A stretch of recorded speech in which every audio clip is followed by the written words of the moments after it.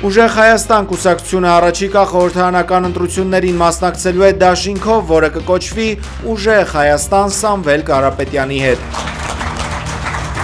Նոր դարաշրջան և միավորված հայեր կուսակցությունների հետ է դաշինք կազմել բարերար Սամվել Կարապետյանի առաջնորդած թիմը։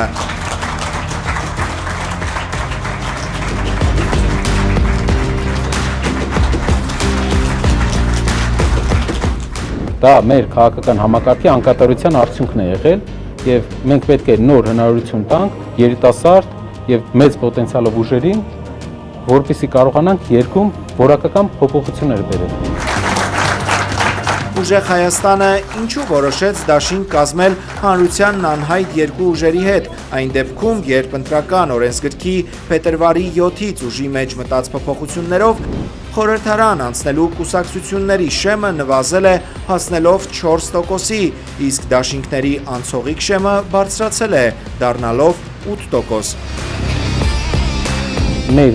պատկերացրած ձևաչափը ամեն դեպքում քաղաքական համակարգի որոշակի տրանսֆորմացիան է, փոփոխությունն է, նոր առաջարկն է Հայաստանի քաղաքական համակարգին։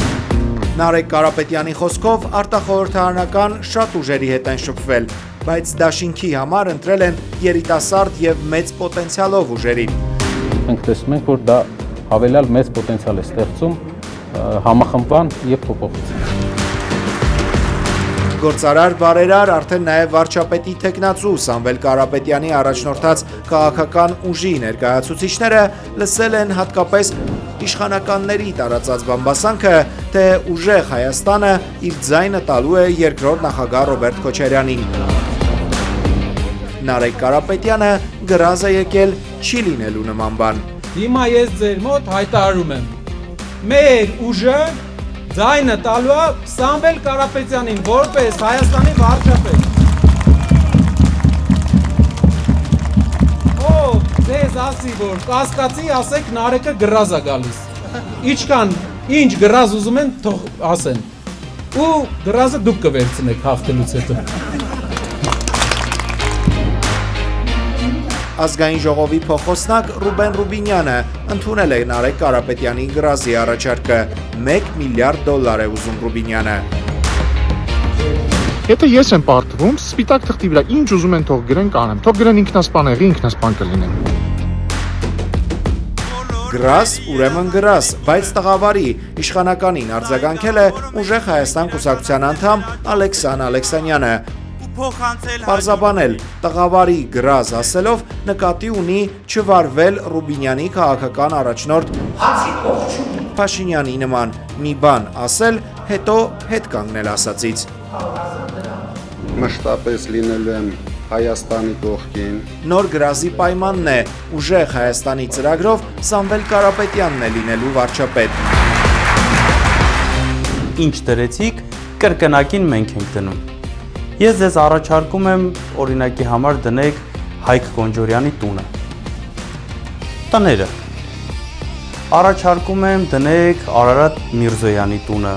Երբ Արարատ Միրզոյանը նոր էր եկել իշխանության, անգամ հեռուստացույցը չէր կարողանում ապառիկ գնել։ Իսկ հիմա նմանատիպ վիլաներ ունի, որի մասին անգամ նախկինները կերազեին։ Գրազից ոգևորվող իշխանավոր տղամարդիկ պատրաստ են ներողություն խնդրել Սամվել Կարապետյանից, հարցրել է հեց նախկին տնօրենի պաշտոնակատար Դավիթ Ղազինյանը։ Ասում են տղամարդ է, գրազեր են որոշում գալ, որը այստեղ ասում են։ Դատարանում հերքվել են իշխանության մեղադրանքները, թե իբր հեցը մտել է բաժանորդների գրպանը, հավելագրումներ արել, թե իբր հաշվիչներից տվյալներ են ջնջվել։ Դատարանը ասեց, որ սուտ եք խոսում։ Դատարանը իր որոշումով ասեց, այդ հայտարարող համապատասխան անձին ասեց, դուք սուտ եք խոսում։ Դա չի հիմնավորվում որևիցե ձևով։ Չնայած ապացույցների անբավարար լինելուն, դատարանն օրինական է ճանաչել հեցին լիցենզիայից զրկելու որոշումը։ Տաշիր կապիտալը որոշումը բողոքարկելու է Վերաքննիչատյանում։ Հեցին լիցենզիայից զրկելուց և դրա ժամանակավոր կառավարումը Ռոմանոս Պետրոսյանին հանձնելուց հետո 40%-ով աճել են հոսանքազրկումները։ չի մտահոգում դա Ռոմանոս Պետրոսյանին, որ շարունակում է միլիոնների աշխատավարձ ստանալ ու ըստ հրապարակի նոր օգնական ունի դպրոցը նախորդ տարի ավարտած 19-ամյա մի աղջիկ։ Կոռուպցիայի դեմ պայքարով եկած, բայց կոռուպցիայի գիրկը նետված ԿՊԱ-ական իշխանությունը շարունակելու է կալանքում պահել ու հնարավորինս մեկուսացնել Սամվել Կարապետյանին։ Մարդիկ սա հասկացել են Փաշինյան-Պուտին հանդիպմանը հետևելիս։ В этих выборах могут принять участие те граждане, только имеют исключительно армянский паспорт. Հայաստանի սահմանադրության համաձայն ռուսական անձնագրեր ունեցող անձինք չեն կարող առաջադրվել ազգային ժողովի падգամավորի կամ վարչապետի թեկնածու, ասել է Փաշինյանը,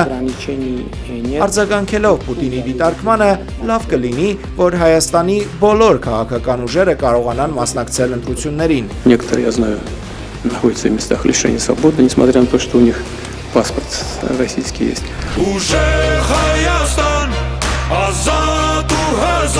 Չնայած ճնշումներին, ուժեղ Հայաստանը շարունակում է մնալ Հայաստանի ամենաարագ զարգացող կուսակցությունը։